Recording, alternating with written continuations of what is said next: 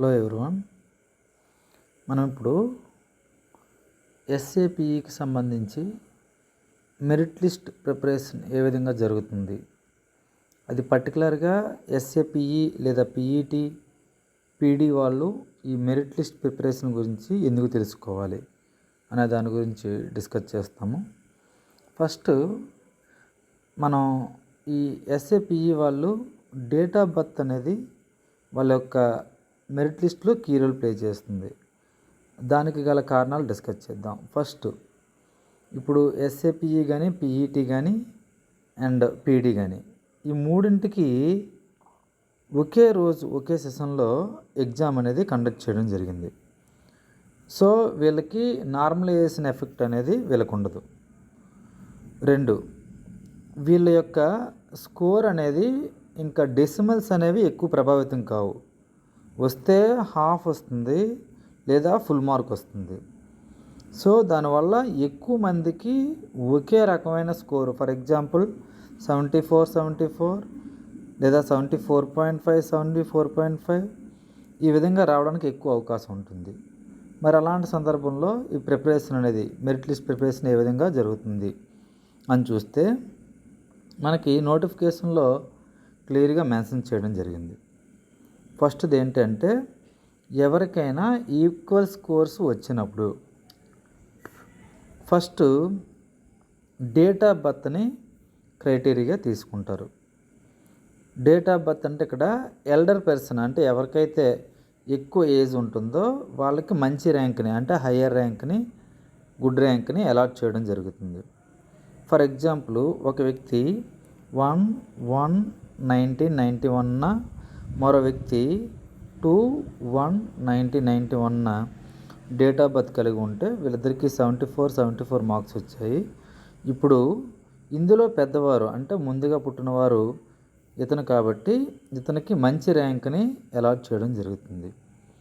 Okay, next date of బర్త్లో కూడా equal అయితే, యాక్చువల్గా ఇక్కడతో తెగిపోతుంది, అప్పటికీ కూడా తెగకుండా అంటే డేట్ ఆఫ్ బర్త్లో కూడా ఈక్వల్ అయితే అప్పుడు జెండర్ని ప్రియారిటీగా తీసుకుంటారు.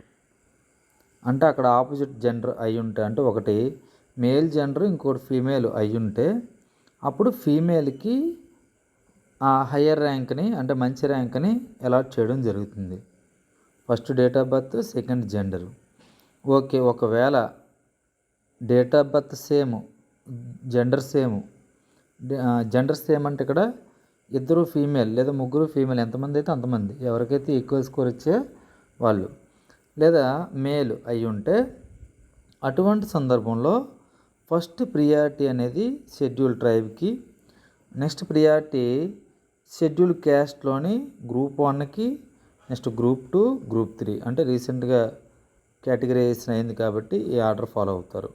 Next BCA, next BCB, next BCC, BCD, BCE, OC ఈ విధంగా ఈ ఆర్డర్ ఫాలో అవ్వడం జరుగుతుంది. ఒకవేళ రేర్ సిచ్యువేషన్లోని పైవన్నీ అంటే డేట్ ఆఫ్ బర్త్ కానీ జెండర్ కానీ ఈ కమ్యూనిటీ కానీ అన్నీ ఈక్వల్ అయితే అటువంటి సందర్భంలో దేన్ని క్రైటీరియాగా తీసుకోవడం జరుగుతుందంటే వాళ్ళ యొక్క ప్రొఫెషనల్ కోర్సులు. ఫర్ ఎగ్జాంపుల్ ఎస్జిటి వాళ్ళకైతే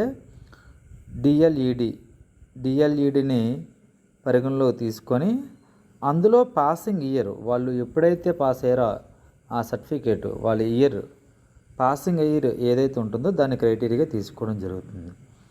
ఒకవేళ ఇద్దరూ కూడా ఒకే పాసింగ్ ఇయర్ అయి ఉంటే లేదా ముగ్గురు కూడా ఒకే పాసింగ్ ఇయర్ అయి ఉంటే నెక్స్ట్ వాళ్ళకి రెగ్యులర్ స్టడీయింగ్ ఇంటర్మీడియట్ కాబట్టి ఇంటర్మీడియట్లో పాసింగ్ ఇయర్ చూస్తారు. ఈ విధంగా ఈ ఆర్డర్ అనేది ఫాలో కావడం జరుగుతుంది. ఒకవేళ డిఎల్ఈడి కాకుండా అంటే ఎస్జిటి వాళ్ళు కాకుండా బీఈడి వాళ్ళకైతే వాళ్ళ బీఈడి పాసింగ్ ఇయర్ చూస్తారు, అది కూడా ఈక్వల్ అయితే డిగ్రీ చూస్తారు. అదే పీఈటీ వాళ్ళకైతే బీపీఈడి పాసింగ్ ఇయర్ చూస్తారు, అది కూడా ఈక్వల్ అయితే వాళ్ళ యొక్క డిగ్రీ చూస్తారు. ఈ విధమైన ఆర్డర్ని ఫాలో కావడం జరుగుతుంది. ఇప్పుడు విశాఖపట్నం జిల్లాలోని గూగుల్ ఫామ్ ద్వారా కలెక్ట్ చేసిన డేటా ఆధారంగా తయారు చేసిన మెరిట్ లిస్ట్లోని దీనికి సంబంధించి ఈ ఫామ్లోని అప్లై చేసి మెరిట్ లిస్ట్ ఏ విధంగా ప్రిపరేషన్ జరిగిందో చూద్దాం. ఇక్కడ చూస్తే మనకి 75 స్కోర్ అనేది ముగ్గురికి వచ్చింది.